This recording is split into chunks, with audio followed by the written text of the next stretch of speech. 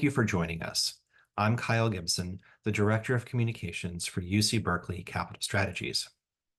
On the evening of July 10 and July 15, 2024, UC Berkeley and NASA hosted two public scoping sessions to help notify the public that lead agencies, in this case UC Berkeley and NASA, are evaluating a project, the proposed Berkeley Space Center at NASA Research Park, under the California Environmental Quality Act, commonly referred to as CEQA, and the National Environmental Policy Act, commonly referred to as NEPA, and to solicit public comment regarding the type and extent of environmental analyses to be undertaken.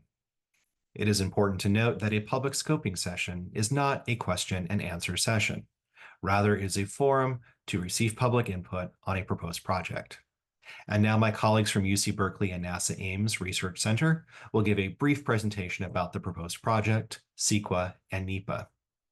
The same presentation was given at the July 10 and July 15 scoping sessions. Following their presentation, I will then share a compilation of all public comments received at both scoping sessions. Thank you. Thank you, Kyle, and thank you all for joining us this evening. This scoping meeting is being held in a virtual format, and this session provides a similar opportunity for engagement as would an in-person meeting. My name is Shraddha Navalli Patil from UC Berkeley's Physical and Environmental Planning Department. Andres? And my name is Andres Estrada, and I am NASA's NEPA manager at Ames Research Center. The agenda for tonight's scoping meeting will include a brief presentation. We will provide an overview of the scoping process, the proposed project, CEQA and NEPA, and then we will receive public comments for the Berkeley Space Center at NASA Research Park for the Joint Environmental Impact Report, Environmental Impact Statement, commonly referred to as a Joint EIR-EIS. There will be a time limit of 2 minutes for all public comments, and all comments received tonight will become part of the public record. So what is scoping? Scoping under NEPA is an early and open process to determine the scope of issues for analysis in an EIS.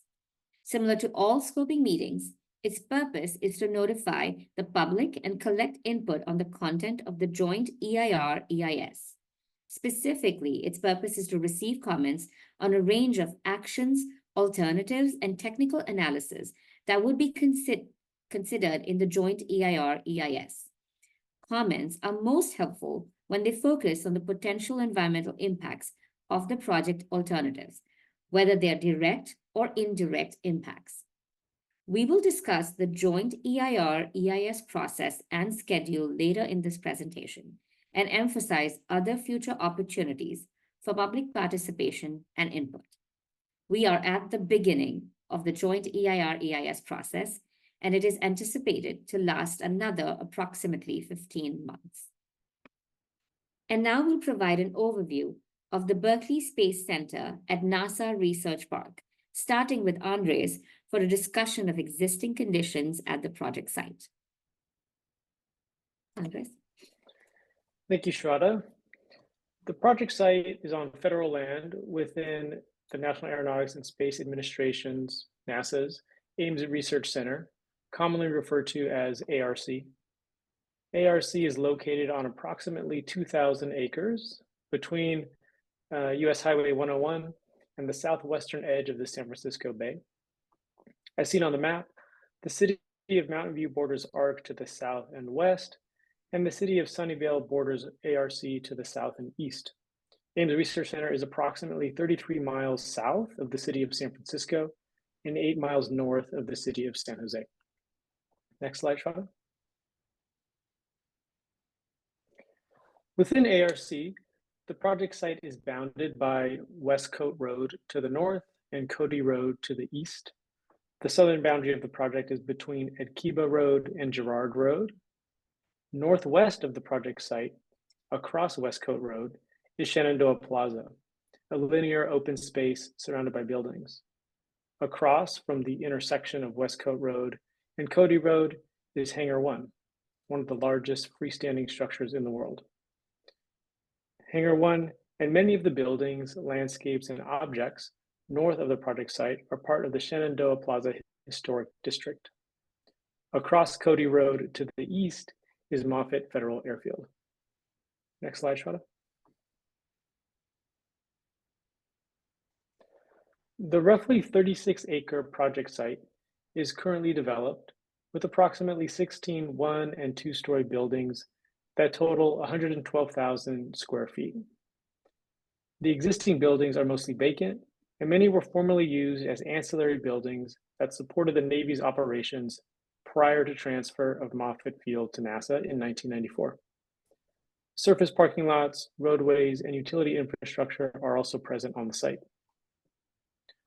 With respect to hazardous materials, there is ongoing groundwater remediation in the vicinity of the project site being implemented under the jurisdictions of the United States Environmental Protection Agency and the California Regional Water Quality Control Board.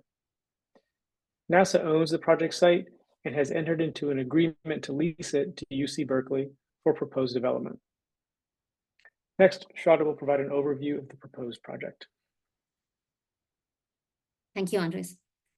In May 2021, the Regents authorized UC Berkeley to enter into a joint venture with SKSP NRP LLC to create Moffett Partners LLC for the proposed project. Moffett Partners LLC is proposing this project. The proposed project would redevelop the project site with academic and research facilities, including office, laboratories, and research and development, collectively research and office uses, conference and amenity facilities, including a gym, lobbies, and other amenities, collectively active users, student faculty housing, short-term lodging, transportation networks, and open space, as well as landscape spaces. The proposed open spaces would include pathways, active uses, such as occupied areas that pedestrians could access via sidewalks or pathways, and passive uses, such as open lawns and patios. The project would create a state-of-the-art research and education hub that shapes the future of technology and innovation and advances UC Region's educational, scientific research, charitable, and other exempt purposes. The proposed project would facilitate the development and long-term operation of a collaborative research environment at NASA ARC that supports NASA's position at the forefront of technological innovation and as a catalyst for space and aeronautical research. Here is the proposed plan, and I will use the cursor. The project would include buildings oriented around a large plaza in the center of the project site, the central green. This area would include retail and amenity uses. Amenity pavilions are within the central space, considered as active uses, located on the ground floor. This includes retail, food, and beverage and exhibition spaces. The proposed research and office uses would be located along the perimeter of the project site, and the proposed student faculty housing, short-term lodging uses, conference center would be located on the southwest corner of the project site. The proposed parking garages would be located in the southwestern and the southeastern corners of the project site.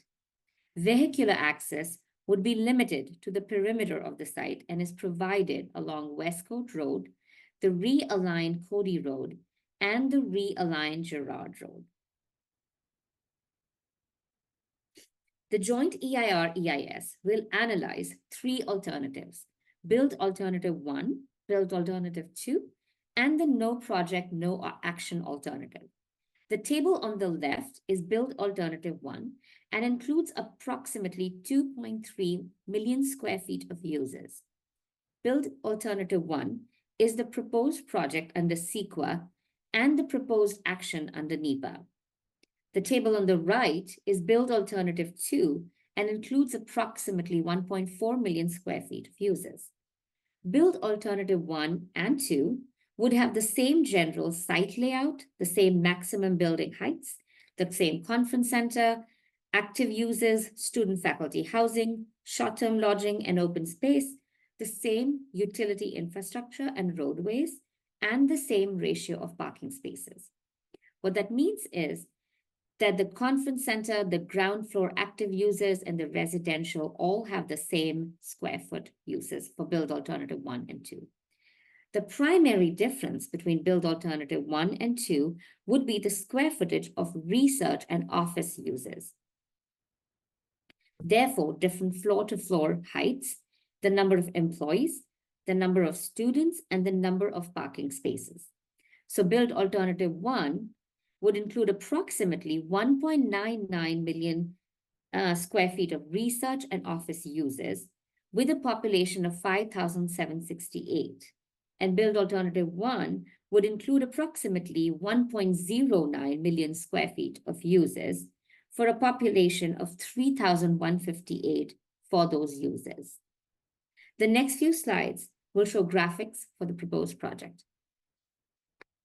So here's an image of the central green with a solar canopy, and the site opens up to hangar 1.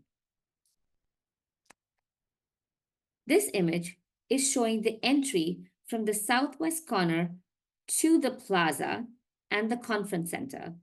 The Shenandoah Plaza Historic District and the Westcoast Road are on the left of this image, and the hangar 1 is at the northern end. The image on the left here depicts the central green landscape, and the image on the right here is a promenade that starts from that southwest corner plaza and extends through the site and links the proposed buildings with their research and office uses and amenities. The third alternative is the no project, no build alternative. For CEQA, the no project alternative means Morphic Partners LLC would not construct and operate the proposed project at this project site. For NEPA, the no action alternative means the project would not be approved by NASA and would not be constructed and operated at this project site. And I will provide an overview of CEQA and NEPA. The Regents of the University of California is the lead agency under CEQA and is responsible for preparing the environmental review for the project under CEQA. NASA is the lead agency under NEPA and is responsible for preparing the environmental review for the project under NEPA. And NASA is also the entitlement agency for this project. I'll provide a brief primer on the California Environmental Quality Act, called CEQA, which is the state's premier environmental protection and disclosure law. CEQA, enacted in 1970, requires public agencies to evaluate the potential environmental effects of a project. The purpose of CEQA is to consider and disclose to the public and decision makers the environmental implications of their actions, to increase public understanding of and participation in the environmental review process, and to identify ways to avoid or reduce the potential significant environmental effects of these actions to the extent feasible through imposition of mitigation measures or alternatives. A project generally has two components: an activity that requires a discretionary action by a lead agency, such as entitlement, and two will have a direct or indirect impact on the environment. And so an EIR must be prepared for a project that may have a significant effect on the environment. And when an EIR identifies significant effects, it must also identify feasible mitigation measures to minimize these effects. An EIR must be certified before project approval. And CEQA itself does not approve a project or a plan, even if an EIR is certified. Andres? All right, I will provide a brief overview of the National Environmental Policy Act, or NEPA. The purpose of NEPA is to ensure federal agencies identify, consider, and disclose to the public relevant environmental information early in the planning process, before decisions are made and before actions are taken. The NEPA process aids in agency decision-making by providing information about the environmental consequences of proposed actions. The most comprehensive NEPA process is the preparation of an EIS. At the conclusion of the EIS process, NASA will issue a record of decision, documenting the action which it intends to implement. So UC Berkeley and NASA have determined that a joint EIR-EIS will be prepared for this proposed project. A joint EIR-EIS is one of CEQA and NEPA's mechanism for identifying and disclosing potentially significant physical impacts of a project. It is an informational document that considers the environmental effects of a project, discloses the significant effects of the project on the environment, and identifies feasible mitigation measures, and describes potentially feasible alternatives to a project. The joint EIR-EIS will be evaluated at a project level. This will be a single document that both UC Berkeley and NASA will jointly draft and analyze the environmental impacts for CEQA and NEPA purposes. The joint EIR-EIS will present the following: environmental setting, regulatory setting, and potential effects of on the environment from the project alternatives. The joint EIR-EIS will analyze build alternatives, 3 of them: build alternative 1, build alternative 2, and the no project, no action alternative at an equal level of analysis. And where necessary, mitigation measures will be proposed to mitigate the potential impacts that are identified in the joint EIR-EIS. The joint EIR-EIS will evaluate all topics required by CEQA and NEPA, and this set of topics, which are on this slide, will be evaluated in detail. For CEQA, additional topics will be analyzed, such as growth-inducing and alternatives. And for NEPA, additional topics will be analyzed, such as socioeconomics and environmental justice. The project will also comply with the requirements of Section 106 under the National Historic Preservation Act. These set of topics will not be evaluated in detail due to there being no potential for significant impacts as a result of the proposed project. These topics include agriculture and forestry resources, mineral resources, and wildfire. Here is the CEQA and NEPA's anticipated timeline for this project. I want to reiterate, we're at the beginning of the EIR-EIS process, and it's anticipated to last another approximately 15 months. The notice of preparation and the notice of intent were published in late June 2024. We're at the scoping phase now. The joint draft EIR-EIS will be published in mid-2025, and another public review period occurs when the draft EIR-EIS will be published. The joint final EIR-EIS will be published in late 2025, followed by UC Board of Regents approval and NASA decision. And next, we'll discuss scoping comments. The purpose of this evening is to solicit community input on environmental issues to be studied in the joint EIR-EIS process. Scoping comments are an important part of the planning and the environmental review process for the project. Based on the scoping comments, UC Berkeley and NASA may adjust the scope of the joint EIR-EIS as necessary. Comments received during this scoping meeting will be considered formal scoping comments. All the comments received for CEQA and NEPA tonight will become part of the public record. All scoping comments will be incorporated in the analysis of the joint EIR-EIS. As no technical analysis has been completed yet, comments should focus on alternatives and the environmental resource topics or issues of particular concern that you'd like to be considered in the joint EIR-EIS. Comments in response to the notice of preparation are due by 5 p.m. on July 22nd, 2024. In addition to providing scoping comments tonight, scoping comments can be submitted to UC Berkeley in writing by emailing at planning@berkeley.edu, or you can also provide written comments via US mail to the following address. Please use the subject Berkeley Space Center at NASA Research Park. The notice of preparation is available for public review on UC Berkeley's Capital Strategies website.